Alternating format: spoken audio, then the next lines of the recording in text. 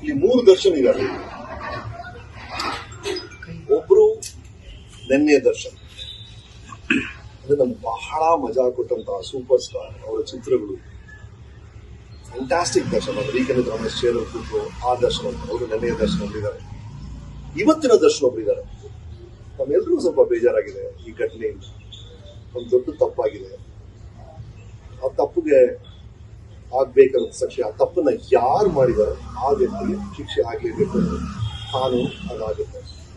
But ಇದೆಲ್ಲದಕ್ಕಿಂತ ಇನ್ನೊಬ್ಬ ದರ್ಶನ್ ಇದೆ, ಅವರು ನಾಳೆಯ ದರ್ಶನ್. ಆ ನಾಳೆಯ ದರ್ಶನ್ ಇದಾರಲ್ಲ, ಓಕೆ, ಈ ಸಮಸ್ಯೆಯಿಂದ ಹೊರಬಂದಾಗ ದರ್ಶನ್ ಏನ್ ಮಾಡ್ತಾರೆ ಅನ್ನೋದು ಬಹಳ ಬಹಳ ಇಂಟ್ರೆಸ್ಟಿಂಗ್ ಇದೆ. ಲೈಫಲ್ಲಿ ನಾನು ಮುಂಚೆನೇ ಹೇಳಿದ್ದೀನಿ, ನೋ ಯೂ ಟರ್ನ್ ಅನ್ನೋ ಬೋರ್ಡ್ ಇರೋದು ರಸ್ತೆಯಲ್ಲಿ ಮಾತ್ರ. ಲೈಫಲ್ಲಿ ಆ ಬೋರ್ಡ್ ಇಲ್ಲ. ಲೈಫಲ್ಲಿ ಯಾವ ಬೇಕಾದ್ರೂ ಯೂ ಟರ್ನ್ ಮಾಡಿ ನೀವೇನ್ ಬೇಕಾದ್ರೂ ಮಾಡ್ಬೋದು.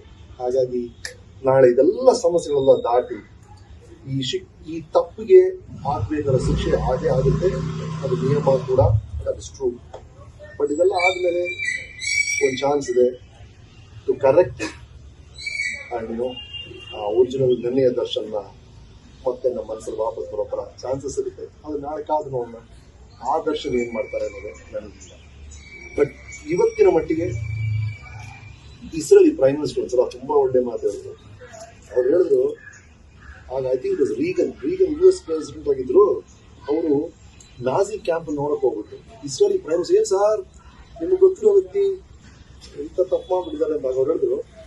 ಗೊತ್ತಿರೋ ವ್ಯಕ್ತಿ ಒಂದು ತಪ್ಪು ಮಾಡಿದಾಗ ಗೊತ್ತಿರೋ ವ್ಯಕ್ತಿ ಆಗಿರ್ತಾನೆ. ಆ ತಪ್ಪಾಗಿರುತ್ತೆ. ಆ ಗೊತ್ತಿರೋ ವ್ಯಕ್ತಿಯ ಕಾರಣಕ್ಕೆ ತಪ್ಪಲ್ಲ ಅಂತ ನಾವು ಹೇಳಕ್ಕಾಗಲ್ಲ.